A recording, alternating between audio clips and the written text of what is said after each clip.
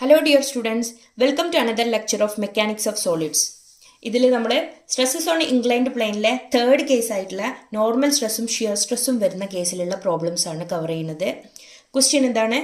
At a point within a body subjected to two mutually perpendicular direction the stresses are 80 Newton per mm square and 40 Newton per mm square tensile. Each of the above stresses are accompanied by a shear stresses of 60 Newton per mm square shown in figure. Determine the normal shear stresses on the plane inclined at 45 degree with the axis of minor tensile stress. അപ്പോൾ ഇതിലൊരു ലെക്ക് എന്ന് പറയുന്നത് ഇതിൽ figure തന്നിട്ടുണ്ട്. നമുക്ക് അധികം ചിന്തിക്കേണ്ട ആവശ്യങ്ങളൊന്നുമില്ല. Figure തന്നിട്ടുള്ളത് ഇതാ 80 ന്യൂട്ടൺ സിഗ്മ എക്സിൻ്റെ ഡയറക്ഷനിലും 40 ന്യൂട്ടൺ സിഗ്മ വൈൻ്റെ ഡയറക്ഷനിലും തന്നിട്ടുണ്ട്.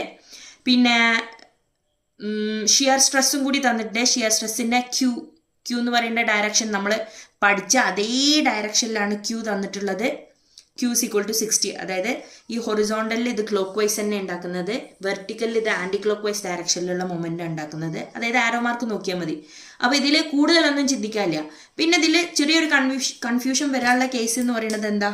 നമ്മൾ പഠിച്ചിട്ടുള്ള ഇക്വേഷൻ എന്നൊക്കെ പറയുന്നത് ഇതാ. സിഗ്മ നോർമലിനുള്ള ഇക്വേഷൻ ഇതാണ്, സിഗ്മ ടീക്കുള്ള ഇക്വേഷൻ ഇതാണ്, റിസൾട്ടൻറ്റിനുള്ള ഇക്വേഷൻ ഇതാണ്. പക്ഷെ നമ്മൾ പഠിച്ചത് ഇങ്ങനെ റെക്റ്റാങ്കിൾ വന്നിട്ട് ഇവിടുന്ന് ഇങ്ങോട്ടുള്ള ആംഗിള് ഇതാണ് തീറ്റ എന്ന് പറഞ്ഞത്. ഇങ്ങനെ തീറ്റ കൊടുക്കണ പകരം നമുക്ക് ക്വസ്റ്റ്യനിൽ തന്നിരിക്കുന്ന തീറ്റൻ്റെ ഈ ഇൻക്ലൈൻഡ് പ്ലെയിൻ എവിടെയാണ്? ഇവിടെയാണ്. ഈ ആംഗിളാണ് നമുക്ക് 45 തന്നത്. ഇൻക്ലിനേഷൻ എവിടുന്ന് സ്റ്റാർട്ട് ചെയ്യുക?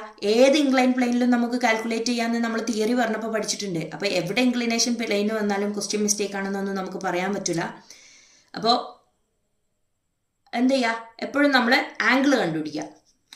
അപ്പോൾ ഈ ഇൻക്ലിനേഷൻ എന്ന് പറയുന്നത് ഇതാ, ഈ ഇൻക്ലിനേഷൻ്റെ തീറ്റ തന്നെയാണ് ഇവിടെ തന്നിട്ടുള്ള ഇൻക്ലിനേഷനും. എപ്പോഴും ഈ എൻഡിൽ തന്നെ സ്റ്റാർട്ട് ചെയ്യണമെന്ന് യാതൊരു നിർബന്ധമില്ല. വെർട്ടിക്കലിനായിട്ടും ഈ ഇൻക്ലൈൻഡ് പ്ലെയിൻ ഉണ്ടാക്കുന്ന ആംഗിൾ എടുത്താൽ മതി. Okay, hope you all understand. ഇനി ഗിവൺ ഡാറ്റാസ് എടുത്ത് എഴുതാണ്.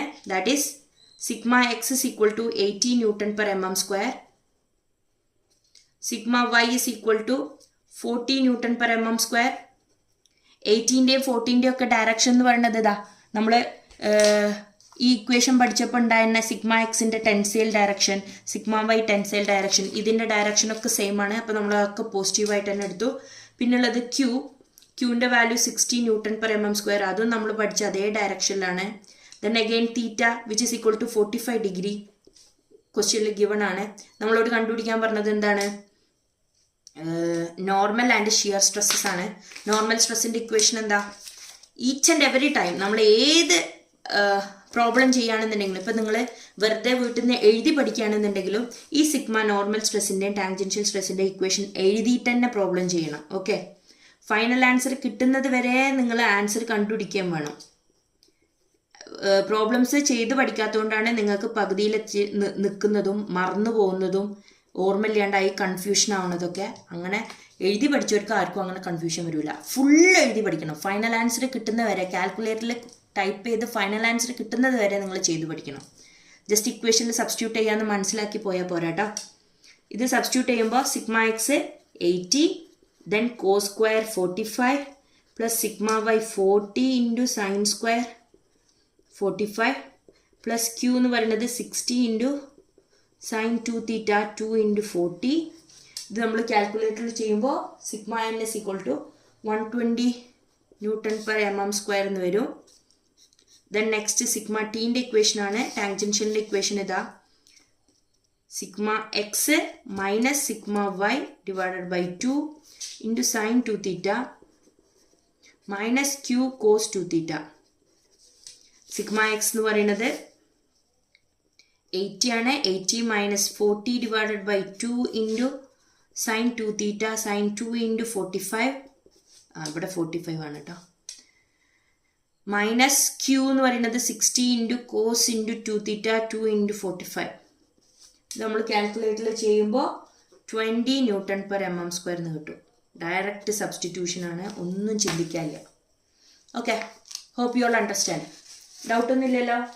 ഇനി നിങ്ങൾക്ക് കൺഫ്യൂഷൻ ആക്കാൻ വേണ്ടിയിട്ട് ഒരു സിമിലർ ക്വസ്റ്റ്യന്, ഇതേ ക്വസ്റ്റ്യൻ തന്നെയാണ്, ഒന്നും ഡിഫറൻസ് ഇല്ല. ഷോൺ ഇൻ ഫിഗർ എന്ന് പറഞ്ഞില്ലേ, ഈ ഫിഗറിന് പകരം നിങ്ങൾക്ക് തന്നിരിക്കുന്ന ഫിഗർ ഇതാന്ന് വിചാരിക്കാം.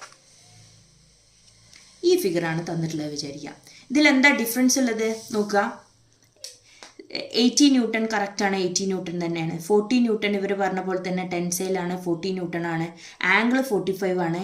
ബട്ട് ഈ ക്യൂ, അതായത് ഷിയർ സ്ട്രെസ്സിൻ്റെ ഡയറക്ഷൻ നോക്ക്. ഇങ്ങോട്ടേക്ക് പോകുന്ന ഷിയർ സ്ട്രെസ് ഓപ്പോസിറ്റ് ഡയറക്ഷനിലാണ്. വാല്യൂ 60 ആണ്. ബട്ട് ക്ലോക്ക് വൈസിൽ ഉണ്ടാക്കുന്ന എന്താണ് ഷിയർ സ്ട്രെസ് ഇവിടെ ആൻറ്റി ക്ലോക്ക് വൈസിലാണ് ഉണ്ടാക്കിയത്. അത് റൈറ്റിക്കാണെങ്കിൽ പോകണമെങ്കിൽ ഇത് ലെഫ്റ്റിക്കാണ്. അതിൻ്റെ ഡയറക്ഷൻ മാത്രം ഇത്തിരി ചേഞ്ചായി. അങ്ങനത്തെ കേസാകുമ്പോൾ നമ്മൾ ഈ പ്രോബ്ലം എങ്ങനെ ചെയ്യാമെന്ന് നോക്കാം. ഈ പ്രോബ്ലം ചെയ്യാൻ ഗിവൺ ഡാറ്റാസ് എടുത്ത് എഴുതുകയാണെന്നുണ്ടെങ്കിൽ എന്ത് ചെയ്യും? Sigma x is equal to 80, sigma y is equal to 40, q is equal to shear stress is equal to നമ്മൾ നേരത്തെ കേസിൽ 60 ആണ് എഴുതിയത്. ഇവിടെ നമ്മൾ എന്ത് എഴുതണം? -60. അതായത് ഡയറക്ഷൻ മാറുമ്പോൾ നമ്മൾ എന്ത് ചെയ്യണം? അതിൻ്റെ സൈനും കൂടി ഡയറക്ഷൻ സിമ്പിൾ മാറ്റി കൊടുക്കണം. ആംഗിൾ സെയിം ആണ്, ആംഗിൾ 45 ഡിഗ്രി. ഇനി എന്താ ചെയ്യുക? നേരത്തെ ചെയ്ത് അതേപോലെ തന്നെ സിഗ്മ എന്നിൻ്റെ ഇക്വേഷനിൽ സബ്സ്റ്റിറ്റ്യൂട്ട് ചെയ്യുക. സിഗ്മ എന്നിൻ്റെ ഇക്വേഷൻ എന്തായിരുന്നു? നിങ്ങൾ ഇക്വേഷൻ എഴുതണേ sigma x cos square theta plus sigma y sine square theta plus q sine 2 theta. അതിൽ സബ്സ്റ്റിറ്റ്യൂട്ട് ചെയ്യുമ്പോൾ സിഗ്മ എക്സ് എന്ന് പറയുന്നത് 80 cos square 45 plus 40 cos square 45 plus q into ആണ്. പ്ലസ് ക്യൂവിലെ ക്യൂവിൻ്റെ വാല്യൂ എന്താ? -60 ആണ്. So -60 sine 2 into 45.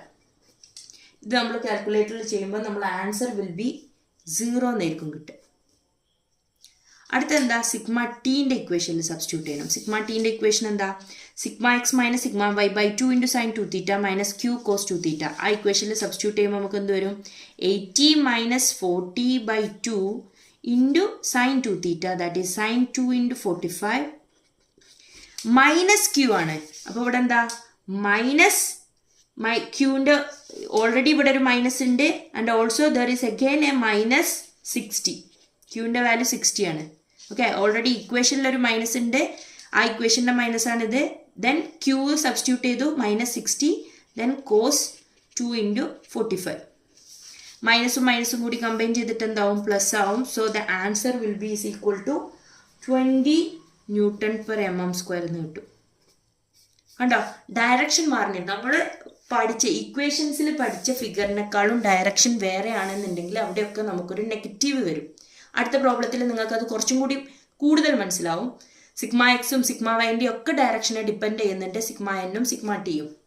Hope you all understand. Thank U.